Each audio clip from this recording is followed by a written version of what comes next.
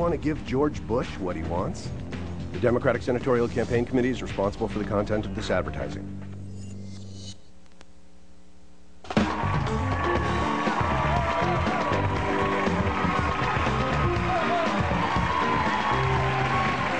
Well, my next guest joins us today for our America Cooks series. And he has earned the nickname of the Chowder Guy due to his obsession with making and eating chowders of all kinds. And he's here today to share with us what he thinks is his best-known recipe, New England clam chowder. That's it. Chowder. Chowder. Is that how you say it? Chowder. Yeah. Now, you grew up where? I grew up in Boston, although I have New York parents, so I didn't really get the Boston accent, but I can turn it on for you. Okay, yeah. Talk only in chowder talk. Only chowder talk. All right, we're making some chowder, dude.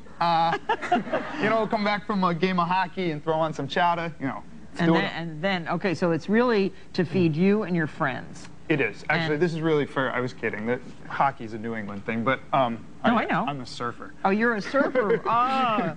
So where, up in New England? Yes. Oh, where's the best surfing grounds in New England? You know what? Would you say? Martha's Vineyard has great surfing.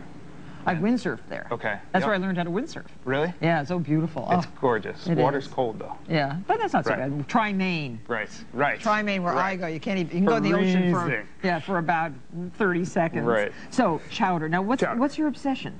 You know, I've been doing it since I was a kid, and I love it. I feel like every culture, everybody's got a chowder, you know? There's everywhere you can find seafood. Right. You can make a chowder. Yep, lobster chowder, clam chowder. Yeah. I do it out of haddock. Okay. I love haddock chowder. Yep. So this is a complicated recipe, not so difficult, but it has so many ingredients that I think that Ben should really start and take us through it. Okay. Yep.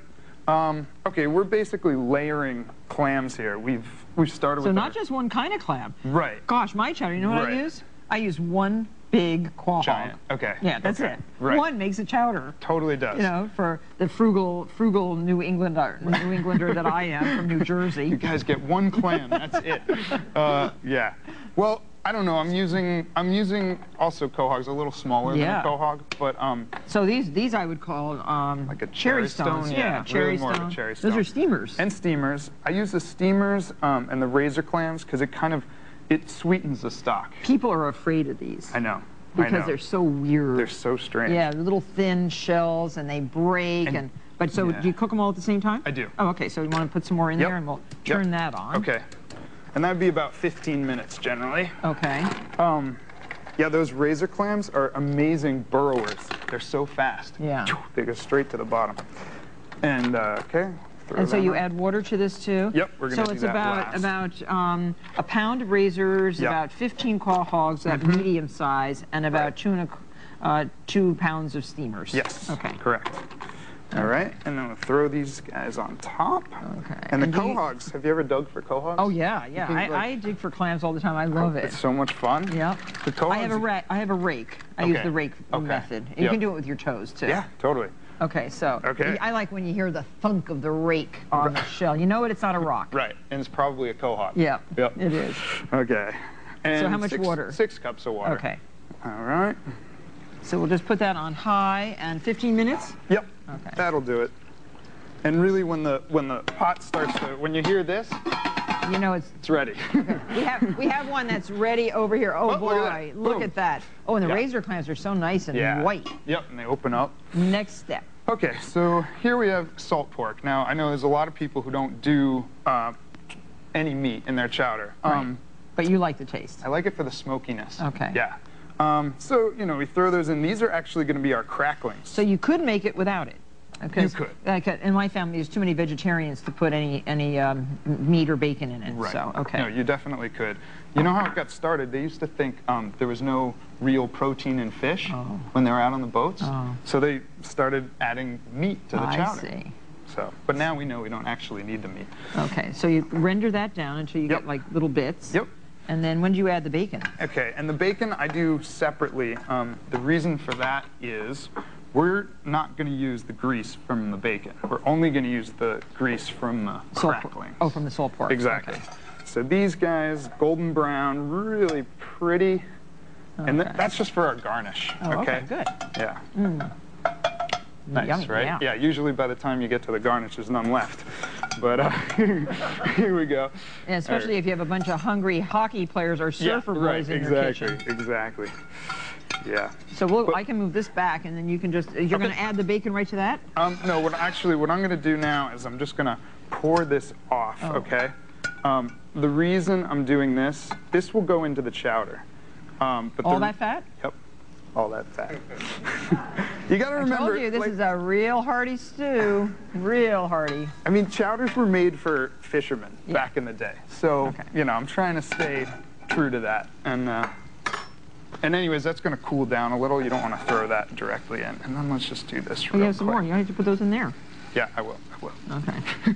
Don't waste those cracklings. No. Okay, they're in. There we go. Okay. Yep. And the bacon's a bit more smoky than the flavor. So you just use the piece of the bacon rendered a little bit? Yeah. Okay. You know, because they're going to cook in the chowder. So it's a half a pound of salt fat and back fat and a half a pound of real bacon cut into like half-inch pieces. Okay. Yep. So we'll let those cook. Okay.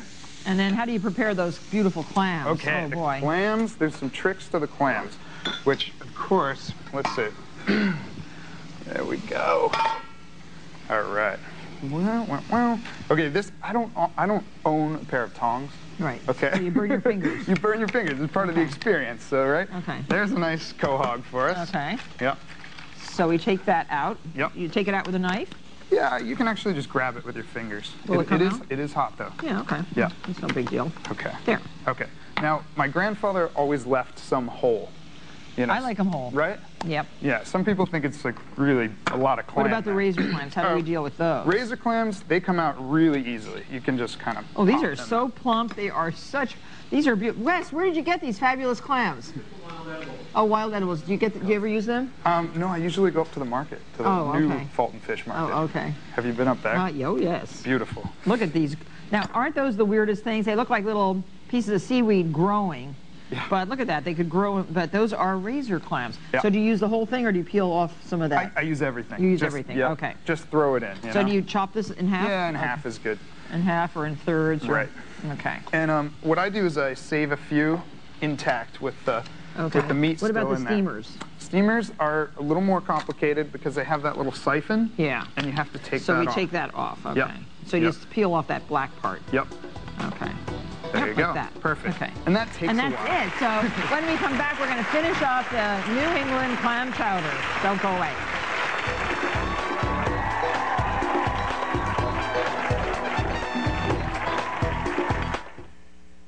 On News Channel 4 HD. On News Channel 4 HD.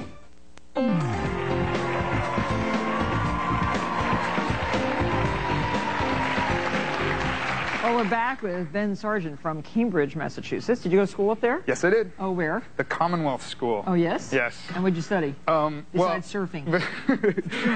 You know, high school. I just did high school there, and then upstate New York I went to college. Well, here's the chowder, and it's smelling really good. He is known as the chowder guy. And so what's in this pot? Okay, we have our potatoes, our onions, fennel, a little bit of garlic, and that's sauteing. Sauteing in how much oil? You know, just enough to coat the bottom of the pot, basically. Okay. Yep. And so the potatoes get soft like that? Yeah. New potatoes? Yeah. Okay. Yep. And it's okay if they stick a little to the bottom. Okay, but how long? 15 minutes on this. 20 minutes. Just getting them started, okay? Yep. And then? Okay. And then basically we can throw in about a half stick of butter. Okay. Yep. Lots of ingredients and really delicious. Yeah, very, very rich. Yeah. Make this for this is really the dinner. This is a full meal here, for sure. For sure. So once you add the butter, you add the thyme. Yeah. Oh, that's thyme, right? Yum, yum, yum. Okay, fresh thyme or dried thyme, right? Either way. Okay, I like the fresh. I'll stir and you can add. Okay. And here comes a little dill. My grandfather went crazy with the dill. He loves dill, so that's where that came from. So like a tablespoon. Yep. And then salt. Yep. We got some salt. Oh, nice, beautiful sea salt. Gorgeous. So like a tablespoon, okay. Right. And our pepper goes in. A tablespoon of that too? Yeah. Oh, gosh. Yep. That's great. Yep. And then, is that the fat? And there's our fat. That goes in now too? Yeah, we'll throw the fat in. See, he's giggling. I would leave that out. You know, okay.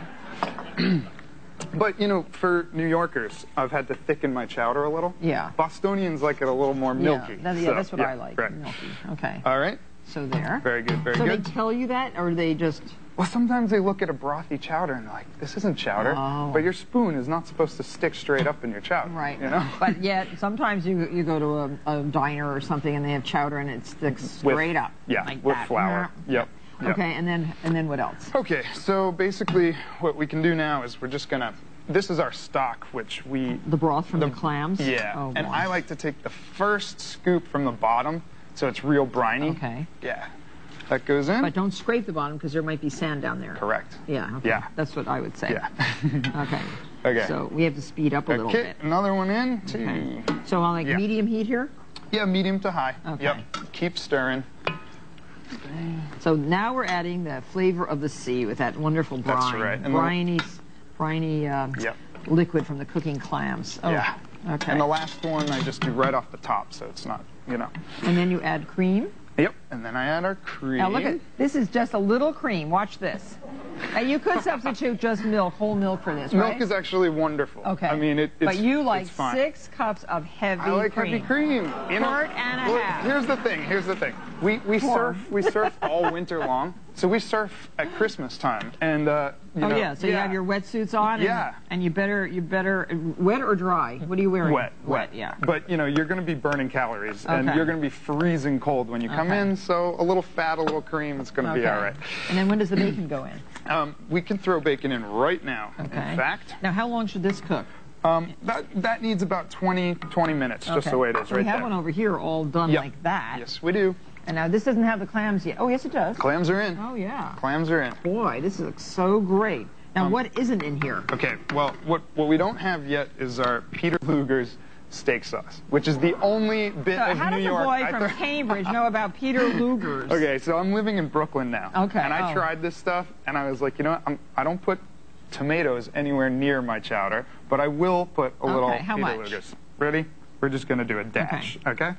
Peter Luger's. And 5 capers. Where'd you come up with 5 capers? It's like a potion. My grandfather did the 5 capers. Okay. All right. And then, that is the Peter Luger's. That was it. And then, Old Bay. I love Old Bay. Yeah. So just a 1/4 teaspoon? Yep.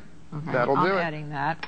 And then what about that? Okay. And, you know, again, this is from my grandfather's original recipe called So he had his condiment closet, and you used everything in it. Exactly. And I didn't. I couldn't take out the 5 capers. It's like I had to keep them in there. Now, where do these clams go? Okay. So those actually, that's just to show you, but that would be in there. Can I put those in? At this point, yes. Okay. This is going to be.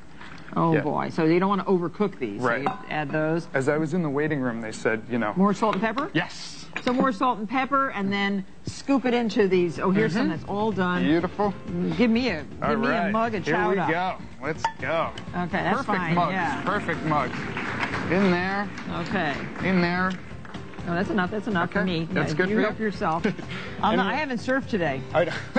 So I like a few little of those crunchies. Yep. And some. Oh, you have to have the little biscuits. Yeah. And do you mind one of these going in? Just like that. And a garnish of a raisin. Little garnish here. Thank you very much for being here, Chowder Guy. Thanks a lot. This is Ben Sargent, and as a token of my appreciation, here's a pair of tongs for you. I have something for you. And an apron. Martha Stewart's Homekeeping Handbook is the ultimate guide to